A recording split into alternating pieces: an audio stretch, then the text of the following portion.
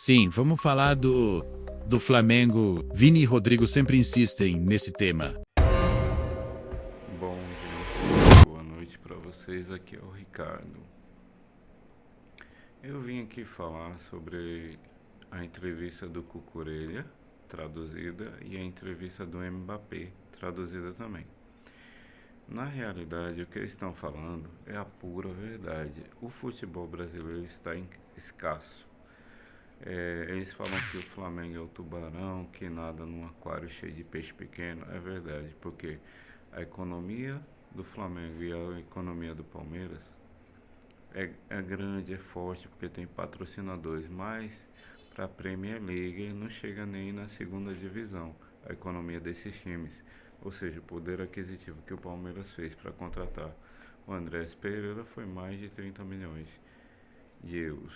E para contratar o Vitor Roque foi 25 ou 26 milhões de euros, ou seja, 150 milhões de reais do Barcelona. Ou seja, o que eles falam pra gente?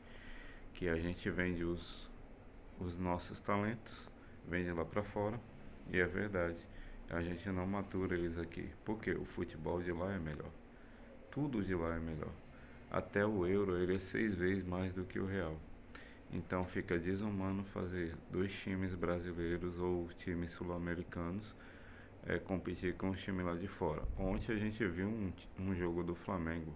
Quando o Flamengo toma o gol, o time todo entra em parafuso. Quando o time do Paris Saint-Germain toma o gol, o time é frio, é gelado. E é isso que a gente tem que aprender aqui no futebol. Eu entendo muito de tática e entendo também de futebol. Por isso que quando o Mbappé fala que o nosso futebol é medíocre, ele não está mentindo, ele está falando a verdade. E o Cucurella também está falando que todos eles vão fazer um time de verão. É claro que para ver realmente se Palmeiras, Flamengo, River e Boca são bons mesmo, tinha que jogar o campeonato europeu com eles. Já que os daqui acham que nós somos fortes, por que não coloca eles? Fica a minha pergunta para todos os dirigentes brasileiros e sul-americanos. Coloquem o time de vocês lá na Champions League.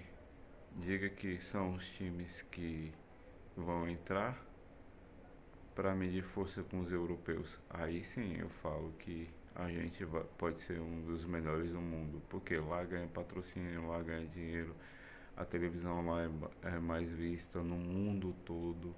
O campeonato brasileiro não vende, o campeonato argentino não vende, o campeonato uruguaio não vende, o campeonato paraguaio não vende, que são os mais fortes daqui. Fica a dica. Até mais, pessoal.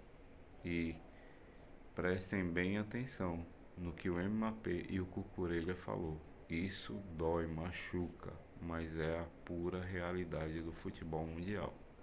Sim, vamos falar do Flamengo. Vini e Rodrigo sempre insistem nesse tema. Outro dia, tentaram comparar a final da Libertadores à nossa Champions League. Dei aquela risada sutil de quem conhece a realidade, mas sentei para assistir com eles. Minha opinião, sincera, é um espetáculo de muita paixão, mas comparar aquele nível tático à nossa elite europeia é honestamente uma ilusão.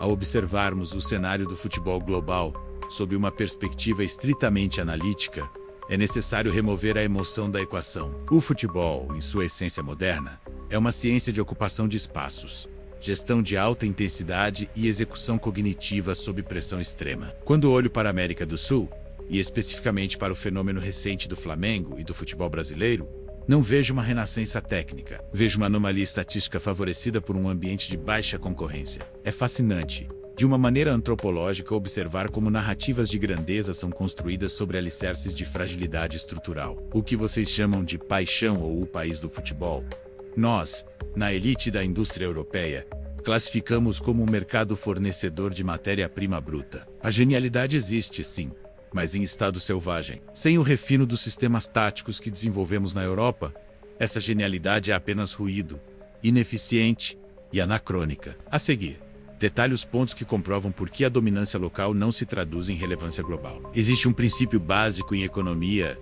e em esportes de alto rendimento. O valor de uma conquista é diretamente proporcional à dificuldade imposta pelos concorrentes. Dominar a fraqueza não é, e nunca será, uma demonstração de força real. O Flamengo, ao dominar a América do Sul, comporta-se como um monopólio em um mercado que entrou em colapso. É fácil parecer um gigante institucional quando se está cercado de anões financeiros e táticos. Os rivais continentais mal conseguem honrar suas folhas salariais, operam com infraestruturas de décadas passadas e vendem seus talentos antes mesmo da maturação. Ser o rei desse cenário não impressiona ninguém nas salas de diretoria de Paris, Madrid ou Manchester. É o mínimo esperado de uma gestão que possui o básico de solvência. Vocês celebram a hegemonia. Nós vemos a obrigação estatística de quem compete sozinho. Analisei o impacto de Filipe Luís como treinador. A imprensa local trata sua implementação tática como revolucionária. Com todo o respeito à carreira que ele construiu, em grande parte lapidada por Diego Simeone na Europa, Filipe Luís parece um gênio no Brasil. Apenas porque aplica conceitos básicos de compactação e disciplina posicional, que são o padrão default em qualquer academia de base europeia. Ele é o homem de um olho só, em terra de cegos. O que vocês chamam de revolução tática ou futebol moderno no Brasileirão, nós chamamos de PR, requisito mínimo para entrar em campo na Ligue 1 ou na Premier League. Ele brilha não por uma inovação disruptiva, mas porque a média intelectual e estratégica dos treinadores locais é assustadoramente baixa. Ele trouxe organização para o caos, e no caos, qualquer linha reta parece uma obra de arte. A idolatria recente a jogadores como Samuel Lino, ou outros que retornam da Europa, é o maior atestado, via dados empíricos, da fragilidade do Brasileirão. Samuel é um bom profissional, mas na Europa ele fazia parte da rotação de elenco, uma peça funcional, longe de ser um protagonista de elite. O fato de um jogador com desempenho mediano na Europa voltar ao Brasil e decidir campeonatos, parecendo um atleta de outro planeta, não valida a qualidade dele. Expõe a incompetência das defesas sul-americanas. Aqui, na Champions League, o tempo de reação que ele teria seria reduzido em frações de segundo. No Brasil, ele tem tempo, espaço e permissão para pensar. É um ambiente confortável para quem não conseguiu se estabelecer na selva de alta performance da Europa. Frequentemente vejo clipes de jogadas geniais, como passes de trivela, ou dribles curtos de jogadores como Carrascal, ou meias clássicos do Brasileirão. É esteticamente agradável, admito, mas é uma genialidade que só existe porque o jogo é praticado em câmera lenta. Aquele passe mágico só encontrou o destino porque o volante adversário estava a 3 metros de distância, trotando. Na Premier League, ou contra um time como o Bayern de Munique, esse jogador teria sido desarmado 2 vezes, antes mesmo de levantar a cabeça para escanear o campo. O espaço que vocês exaltam como criatividade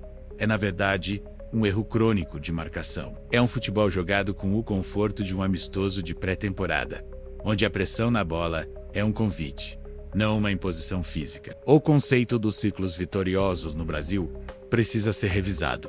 Vocês chamam de dinastia, nós de uma anomalia causada pela falta de opção. Ganhar títulos a cada 2 ou 3 anos em um continente que exporta seus melhores talentos aos 18 anos não é construir um legado duradouro, é apenas aproveitar as sobras do mercado. O Flamengo é um tubarão em um aquário celebrando a caça de peixes dourados.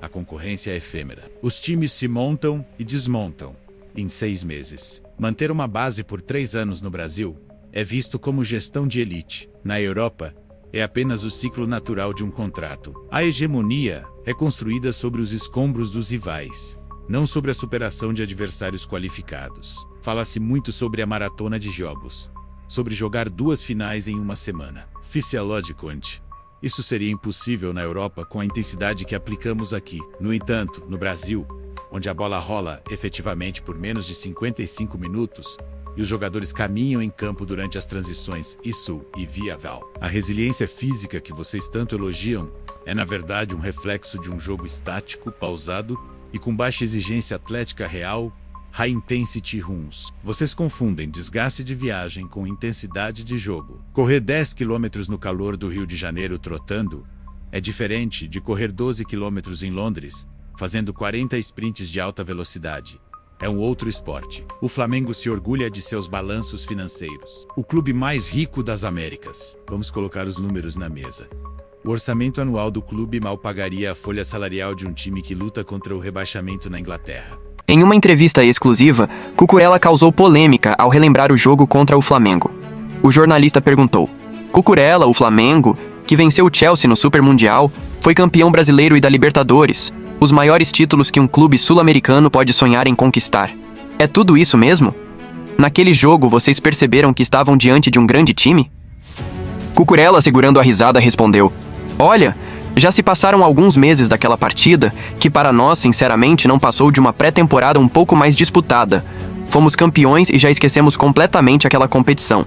Acho até curioso como os brasileiros, e os sul-americanos em geral, ainda tratam aquilo como um sonho épico. Para eles, jogar contra os maiores clubes do mundo, que obviamente estão na Europa, já é motivo de festa.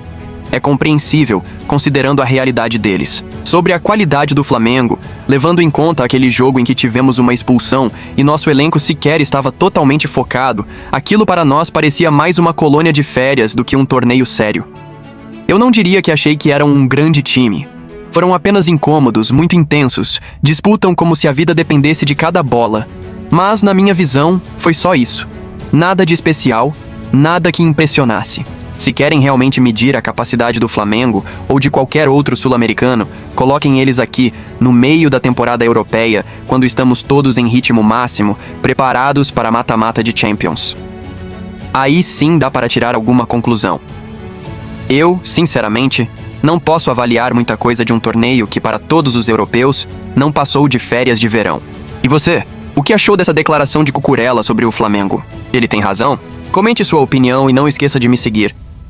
Mark Cucurella humilhou o Flamengo com palavras e rebaixa os times brasileiros, dizendo que eles compreendem que os maiores são os times da Europa e que os times brasileiros dão a vida numa partida e é só isso, nada de especial e que para eles, o jogo contra o Flamengo foi apenas um jogo de verão sem nenhuma importância. O que vocês acharam da atitude do jogador? Comenta.